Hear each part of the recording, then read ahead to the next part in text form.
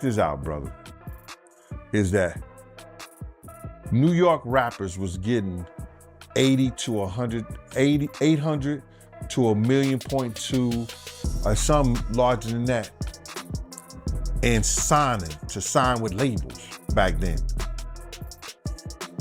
And they was getting a lot of money to make albums and records. When they had guys down south that these labels was paying $250,000, $300,000 on record deals, and these guys was bringing back platinum albums and everything like that. So what they had to do was, they had to keep... Tupac Shakur's story never truly faded. His name, his legacy, his mystery, they still haunt the world. And now, shocking new claims suggest he may have staged the greatest escape the music industry has ever seen. From whispers of body doubles to secret nights in Cuba, the rumors refuse to die. And with Diddy's empire collapsing under scandal, the timing feels more dangerous than ever. Could Tupac still be alive, watching from the shadows, waiting for the truth to surface? Stay with us, because by the end of this video, you might question everything you thought you knew. I don't think they are at him. I think they more so, they don't want him to embarrass their reputation and things that they've been known for. You understand? The downfall of Sean Diddy Combs feels like something ripped from a Hollywood script. But this isn't fiction. This is real life, and it's far stranger than anything imagined on screen. The empire he once built on glamour, swagger, and billion-dollar deals is collapsing fast.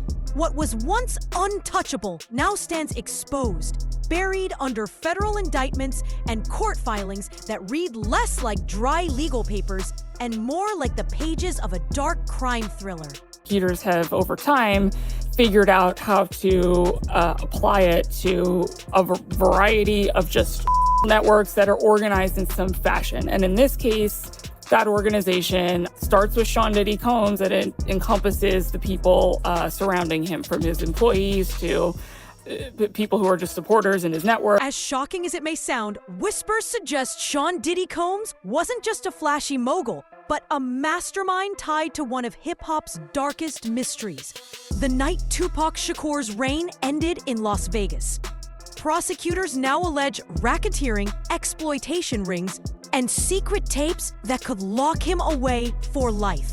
His name has reportedly appeared nearly 50 times in sealed police transcripts linked to that deadly ambush. And while Diddy stands in a New York courtroom declaring his innocence, one truth is undeniable. Former allies are finally breaking their silence. Sean had to take responsibility for what he did as an individual. Sean is the one who pulled that gun out. Sean is the one who shot. So he has to take responsibility for that. One insider insists the truth is being buried to protect powerful brands, claiming Diddy's infamous sessions hide secrets too damaging to see the light. At the center of this storm stands Gene Deal, Diddy's former bodyguard. He wasn't on the sidelines. He was inside the armored SUVs, inside the penthouse suites, watching it all. And now, Deal has dropped a revelation so staggering it makes Diddy's charges look like just one piece of a larger puzzle. According to him, Tupac Shakur wasn't the reckless hothead the media painted. He was calculating, fully aware of the setup and the price on his head. Instead of waiting to be trapped, Tupac staged his own disappearance. The Machiavelli persona wasn't just music, it was survival. Deal claims Tupac tricked his enemies, escaped America, and built a new life abroad. And in a Stein twist, even Diddy himself may have been fooled, outplayed in the very game he thought he controlled. Tupac actually escaping from the University Medical Center here in Vegas and relocating to New Mexico, getting protection from the Navajo tribe. Picture Diddy, celebrating in private, convinced he wore the crown without challenge, only to face whispers that his greatest rival might still be alive. The image is almost Shakespearean. It transforms the East Coast versus West Coast saga, once remembered only as a tale of bloodshed and tragedy, into the possibility of a long, calculated con. And that idea alone is powerful enough to shake the very roots of hip-hop history. Even Gene Deal, who lived through those rivalries, admits Tupac and Biggie had their clashes, but it never cut as deep as the world believed. According to him, the real story was unfolding in the shadows, hidden from the public eye. Tupac Shakur comes to Las Vegas for a boxing match, then gets down. He was here nearly 25 years ago. But there are some fans who believe a conspiracy theory that Tupac is in fact alive. The clues were always hiding in plain sight. Fans dissected Tupac's Machiavelli album, haunted by its subtitle, The 7-Day Theory, and the chilling line, Exit Tupac, Enter Machiavelli. Rearranged letters even spelled Am Alive. At first, critics brushed it off as dark poetry. But what if it was a code? Gene Deal believes the album wasn't a requiem. It was a blueprint. Records only deepen the mystery. The coroner listed Tupac at 6 feet and 215 pounds. But friends swore he was 5'10 and 168. The autopsy photo, blurred and unconvincing, fueled suspicion. And the cremator? He vanished after Tupac's death. Former officer Michael Nice later told TMZ he smuggled Tupac out with Fidel Castro's blessing, flying him to Barbados and Cuba with Black Panthers guarding him. Nice claimed Tupac even co-piloted the plane. Before he could show proof, he turned up dead. Yet whispers remain. Locals in Havana still speak of a man in a bandana and shades with the same unforgettable eyes. Jay-Z and Puff was given an assignment, and that was to destroy East Coast. And what I mean by that, and I know people gonna be like, yo, Gene is out of his mind and everything like that. Check this out, brother. This is the first time that I'm speaking about it. Something that I'll never forget, actually. I think my life changed a lot from that day, and I've never really recovered. Rumors refused to die. Some claim Tupac was spotted in Vice, even New Jersey. Online, blurry photos place him beside Beyonce or 50 Cent. Most are called fakes, yet they fuel the legend. Even Suge Knight once hinted, no one's been arrested because Tupac's not gone. He's somewhere smoking a Cuban cigar. His mother once suggested he left quietly. Was it poetry or confession? Then came the endless posthumous albums, each sounding alive. Whispers even link his disappearance to strange events tied to Wendy Williams. But all roads circle back to Gene Deal's claim. Tupac saw the betrayal coming, refused to bow, and used his Machiavelli persona as a survival plan. Rumors of a body double, mismatched coroner reports, and a rushed cremation only deepened suspicion. To some, the chaos at the hospital was staged. While the world mourned, Tupac may have been on a secret runway, vanishing into the Caribbean night. Now, as Diddy faces federal charges of exploitation and coercion, the irony couldn't be sharper. He may have thought he staged the perfect crime back in 1996, but if Tupac truly lives, then Diddy's so-called victory was only a hollow illusion. Critics haven't held back. One described him as a man stripped of class, kindness, and heart, a figure consumed by greed and rot. To them, Diddy represents everything corrupted at the core. And once this trial is over, they say they never want to hear his name again. He got a lot of bad press behind that Big stuff. He got a lot of bad press behind that Tupac, stuff. And any place he go, you're gonna find somebody who loved Tupac or loved Big. You understand? And the fact that he's been known to put his hands on women is another problem. The inconsistencies, the confessions, the strange autopsy details, they all lead to one chilling question. What if that night in Las Vegas wasn't an ending, but the beginning of the greatest vanishing act in music history? What if the bullets were part of a cover and the real Tupac has been hidden in the shadows for nearly 30 years, waiting for his return? If true, then the story isn't over. In fact, we may now be approaching the moment when Diddy's darkest fears finally come alive. There was a time when Puff and Pac were cool. Even talk of Tupac signing with Bad Boy. But somewhere along the line, the friendship turned into one of hip-hop's most haunting legends. Behind all the swirling theories, one thread refuses to fade: the Black Panthers. Tupac wasn't just a rapper caught in music feuds.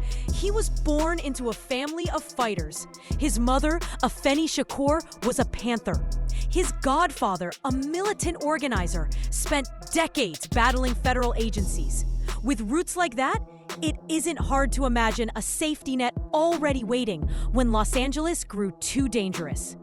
Some insiders even claim the Vegas shooting wasn't chaos, but a signal, a carefully staged extraction. If any group had the discipline and courage to outsmart the government, it was them. His aunt, Assata Shakur, had already escaped prison and resurfaced in Cuba. If she could vanish, why couldn't Tupac? Whispers suggest the same channels that smuggled her to Havana may have carried him too. For the Panthers, protecting Tupac wasn't about fame. It was about preserving a legacy. Michael Nice even described boarding a jet with Panther operatives, Tupac himself co-piloting, as if escaping a cage. He put that back in his waist and got coming out the with it. Puff had enough security there that they were supposed to handle that. That wasn't Sean. Here's the wild part. Michael Nice claimed the entire escape wasn't last-minute chaos. He said Fidel Castro himself approved it, under strict conditions. Stay silent, never reveal the truth, and keep Cuba out of scandal. The theory drew eerie comparisons to Jeffrey Epstein.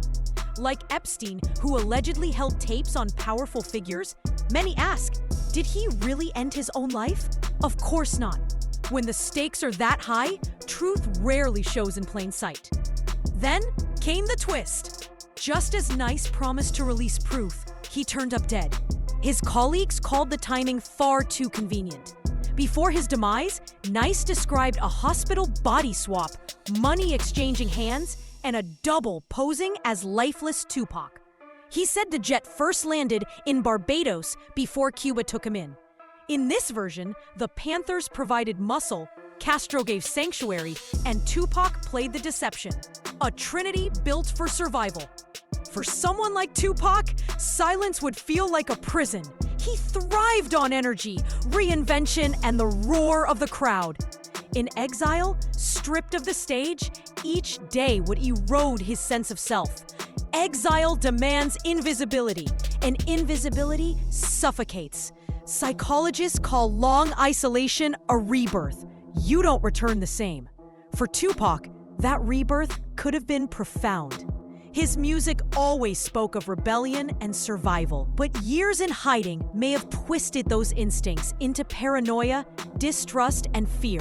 After decades of watching the world move on without him, he may have shifted from firebrand to quiet observer, his blaze reduced to embers. Even in casual talk, the shadow lingered. When asked if his conflict with Diddy was real beef, one voice dismissed it as competitiveness, but pressed again. So, you and Puff, you're cool? The hesitation told its own story. The Epstein thing, had everybody going crazy, so I'm pretty sure they don't want a repeat of that. Especially at the same place. It leads a haunting question. If Tupac stepped out today, would we even know him? Not just his face, aged by decades, but his spirit. Could a man forged by silence still carry the same ideals? Or would exile have reshaped him into someone unrecognizable? Maybe the real shock isn't survival, but transformation. Some say he stayed hidden because of Diddy's ultimatum: vanish or face a permanent end. Whispers of million-dollar bounties weren't just rumors, but warnings. In that light, exile wasn't weakness, it was survival. Ironically, the mogul who thought he buried his rival may have forced his reinvention. While Diddy flaunted wealth and power, facing mounting accusations and federal eyes, perhaps somewhere out there, the man he feared most was watching, waiting, ready to return when the moment was right. The whispers are louder than ever. Some insist Tupac left behind a vault, footage, testimonies, writings that could dismantle Diddy's entire defense if it ever surfaced. Others believe he's been plotting a return, waiting for the exact moment to strike like thunder. And with Diddy's empire collapsing, prosecutors circling, and even old allies turning away, that moment may be closer than we think. So ask yourself, if Tupac walked out of the shadows tomorrow, would his presence alone shatter the last of Diddy's empire? Could he reveal a hidden history that rewrites the East Coast-West Coast war? Or would his return unleash chaos, exposing just how far power went to bury the truth? If that day comes, it won't just be music history rewritten. It'll be cultural history detonated in real time.